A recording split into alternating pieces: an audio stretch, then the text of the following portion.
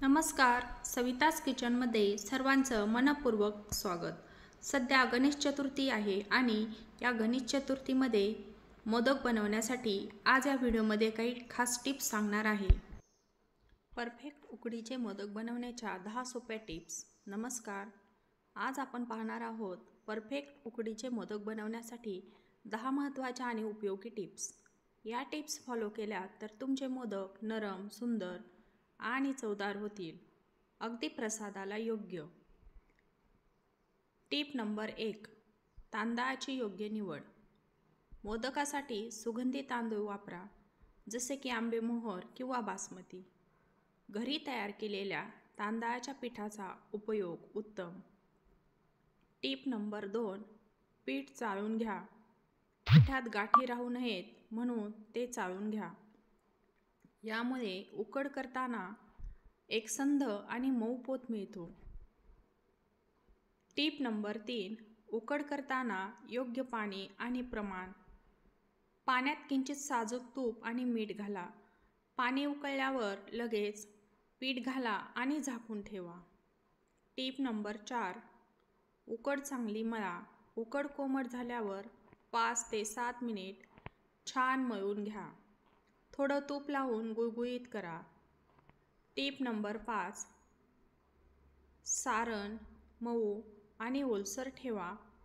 गूळ आणि खोबरं मिक्स करताना ते ओलसर ठेवावं। कोरडं झालं तर मोदक फुटू शकतो। त्यात वेलदोडा पूड आणि हवे असल्यास थोडं खसखस घालू शकता। टिप नंबर 6, सुबक आकारासाठी साचा किंवा हाताचा सराव।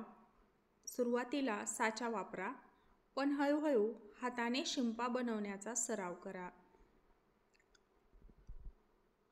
पानं, शेप सम प्रमाणात घ्या। टिप नंबर 7, झाकण योग्य ठेवा। मोदक झाकताना टोक बंद चांगले करणे महत्त्वाचे, नाहीतर सारण बाहेर येते। टिप नंबर 8, वाफवताना केळीच्या पानाचा उपयोग। वाफवताना स्टीम प्लेटवर केळीचे पान ठेवा, यामुळे चव आणि सुगंध वाढतो। टिप नंबर 9, योग्य वेळ आणि वाफ। साधारण 10 ते 12 मिनिट वाफवावे। झाकण घट्ट ठेवा आणि मधोमध उघडू नका। टिप नंबर 10, वाफल्यानंतर थोडा वेळ झाकून ठेवा। वाफेने मोदक थोडे ओले होतात, त्यामुळे बाहेर काढून लगेच न उघडता 5 मिनिट झाकून ठेवा, मग त्यांचा पोत मस्त होतो। तर या टिप्स परफेक्ट मोदक बनवण्यासाठी अतिशय उपयुक्त आहेत। या टिप्स जर तुम्हाला आवडल्या तर या चॅनलला लाईक, शेअर आणि सबस्क्राईब नक्की करा, जेणेकरून अशीच नवनवीन किचन टिप्स, किचन रेसिपीज तुमच्यापर्यंत पोहोचतील। पुन्हा भेटूया अशाच एका नवीन व्हिडिओमध्ये। तोपर्यंत धन्यवाद।